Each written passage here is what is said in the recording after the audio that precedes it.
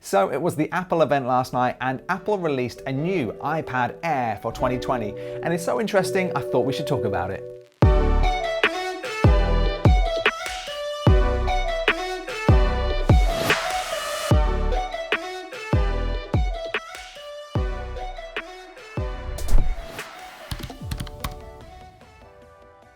Hey there, welcome to the video. I'm Mark Brown from Editor's Keys. Now, if it's your first time here and you're into filmmaking, video editing, or graphic design, we talk about that here on this channel, including how you can create stuff on your iPad. So consider subscribing.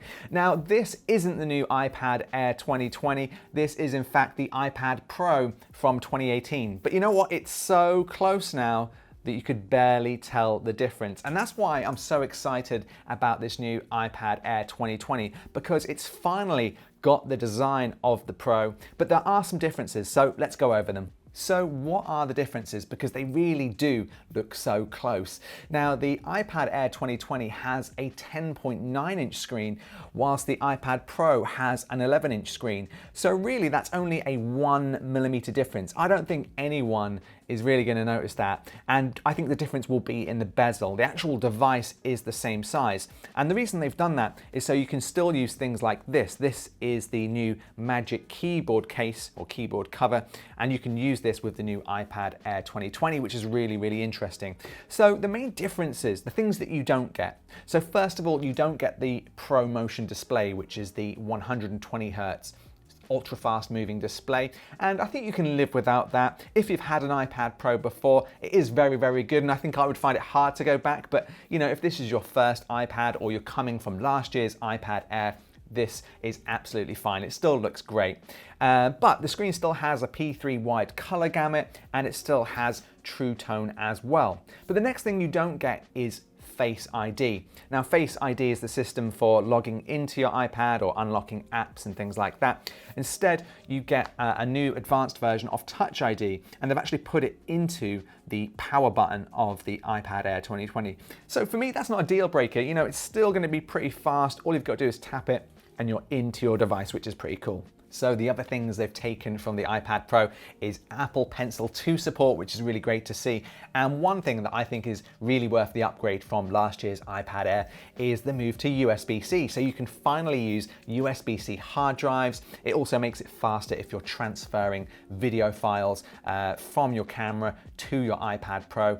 And you know, on this channel, we love LumaFusion. It's a fantastic video editing app. It was featured in Apple's iPad Air 2020 video, and it's going to run super fast. So if you are into video editing and you've thought about dabbling with an iPad, but you've just maybe not been able to afford the iPad Pro, or you've just not been sure if it's the right time for you, now is the time to get the iPad Air 2020, in my opinion, because it's going to be super fast for LumaFusion. It already runs fast on older iPads, but if you want a little portable device to take on the go, you can now grab that iPad Air 2020, use LumaFusion, and create some great videos on the go.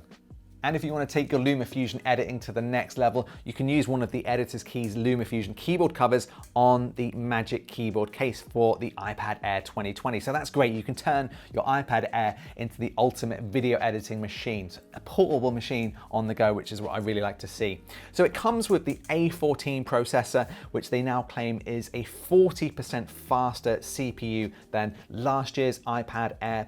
There's 30% improvements in graphics, which is great, and 70% faster machine learning capabilities in the new chip. So this isn't going to be any slouch by any means. And it's got me thinking, you know, would you buy the iPad Pro now in 2020, or would you get the iPad Air in 2020? I actually think if I didn't own the iPad Pro, I would go for the iPad Air 2020 because it saves you a lot of money. You can use all of the existing accessories, and the processor seems super fast. The only thing which concerned me a little bit is the limitations in storage. So you get either 64 or 256 gig. But when you jump to 256 gig, the price really jumps up too. And then it becomes like a variable. Should you go for the slightly more expensive iPad Pro, which does have Face ID and Pro Motion displays, or should you save a bit of money and stick with the iPad Air? I think that's one for you, but let me know in the comments section below. But finally, the other thing they've added, which you can't do on the iPad Pro, is you can choose colors. So they've added silver, space gray, rose gold, green, and sky blue, which I think is nice to see. You know, we all want to make our devices as personable as possible. So now you can choose the color that you like. So anyway, what do you think of the new iPad Air 2020? Let me know in the comment section below. Will you be getting this? Is this going to be your first iPad? And will you be using it for video editing?